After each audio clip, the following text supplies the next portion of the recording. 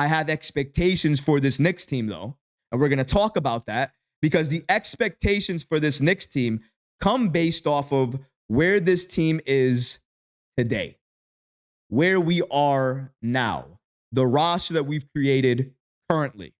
And when I want to judge this, I look at the roster, I look at the coach, I look at who's going to be leading the charge and our weaknesses. I try to look at all of that. You know who else does that? ESPN. And ESPN recently did their own little poll where they were polling all ESPN experts on certain things. Best teams next season, best teams in the East next season, best wings, point guards, all of these other things. Now, a couple of streams ago, we talked about one particular prediction in terms of best guards. We saw Jalen Brunson make top 3. That was great. And sometimes, like I say, they get it right. Sometimes. And sometimes they get it wrong.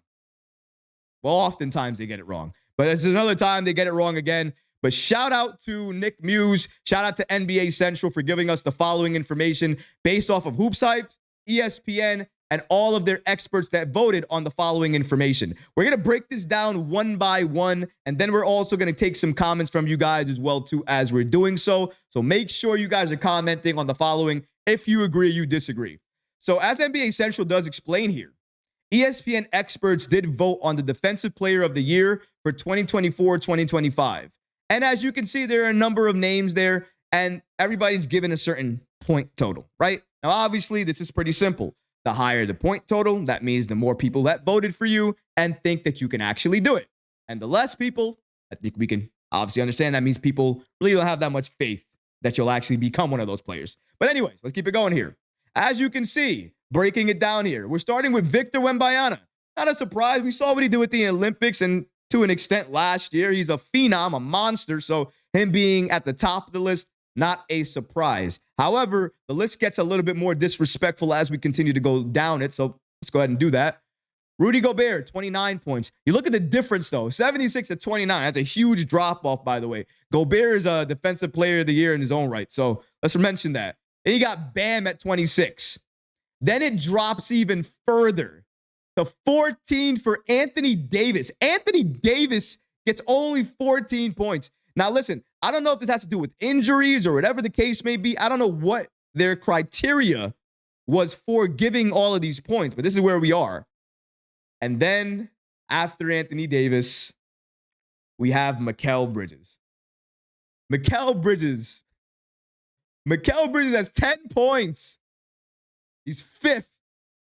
Worse than that. Let's continue here. Drew Holiday right after him at 5 points. Drew Holiday right after him at 8 points, which is horrible.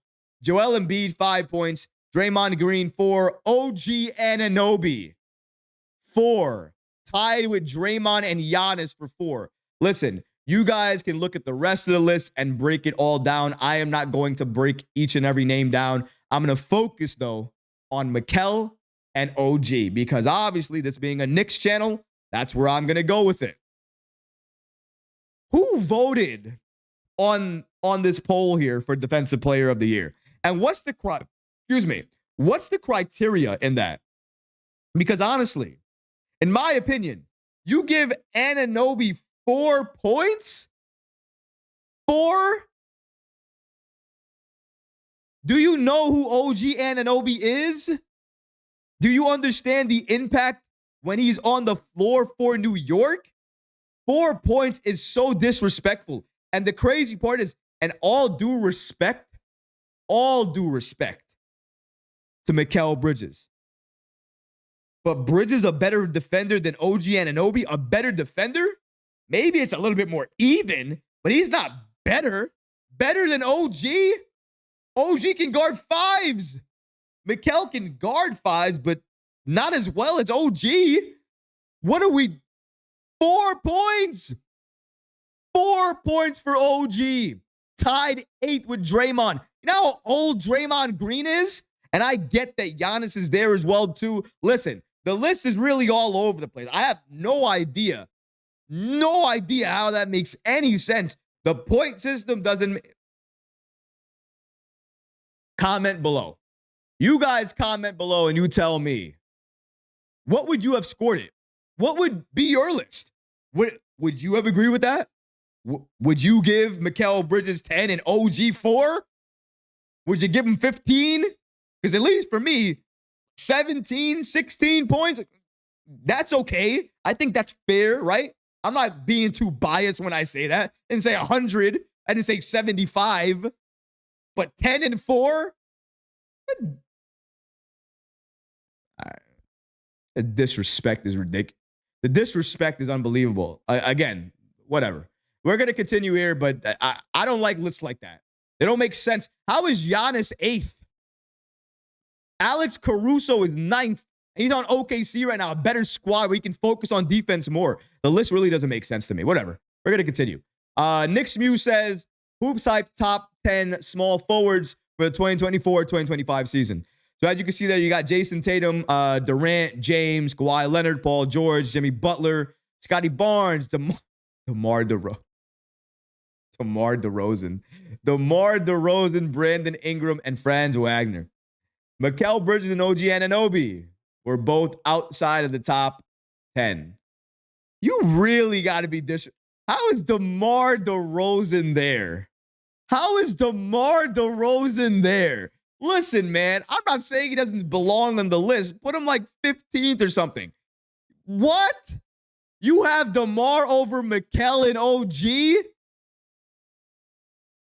Who's voting on this? Who's voting on these votes? Listen, if you're going to put Paul George in there, behind Kawhi Leonard, no less, then you got to put Mikal Bridges and OG Anunoby there. I mean, what are we doing here? What are we doing? You put DeMar DeRozan. DeMar DeRozan.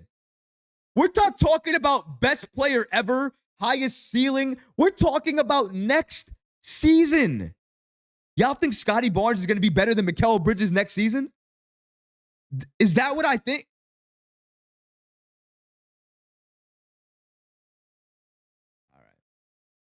All right. I mean, I don't know what to say. I don't know what to say to that. I don't know how to answer because it doesn't make sense, right? So when things don't make sense, I kind of lose my words and just, I'm here. It doesn't make sense.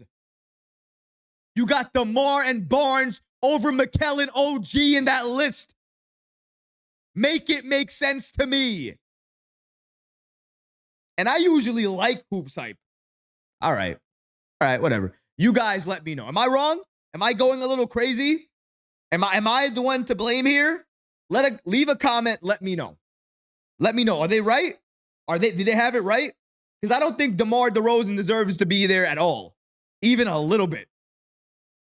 That's just me, maybe. Last one we're going to do before we go to the comments.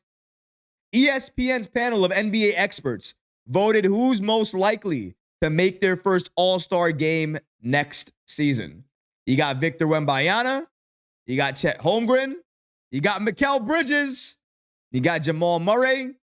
And Cade Cunningham. A little bit better. A little bit better. Okay? How can Mikal Bridges, right, be an all-star, but also not be one of the top 10 small forwards in the league? But he could be an all-star. How many all-star top forwards do you think we have there? Most of them's on that list.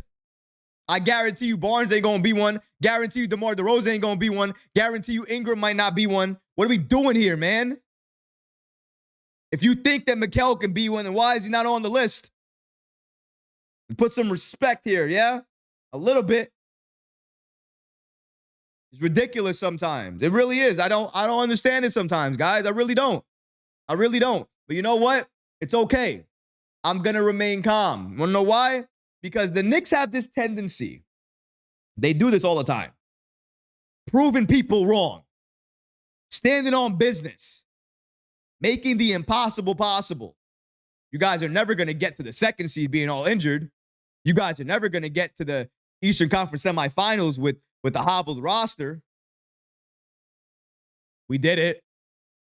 Everything that people tell us we can't do, whether it comes from the front office, you can't get Mikal Bridges. You can't reach the Eastern Conference Finals. You can't bring a chip back to New York.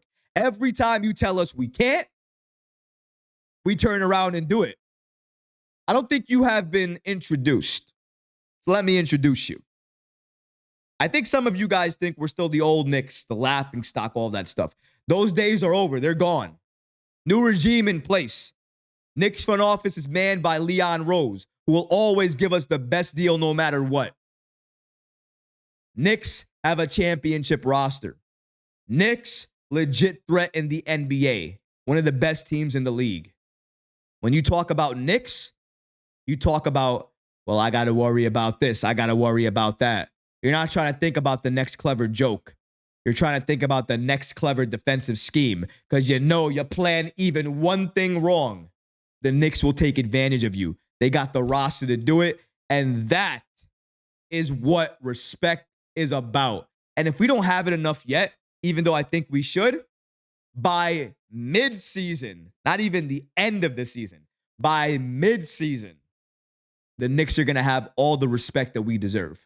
If you enjoyed these clips from the live show, be sure to subscribe to the channel and have notifications turned on so you don't miss any new episodes or when we go live.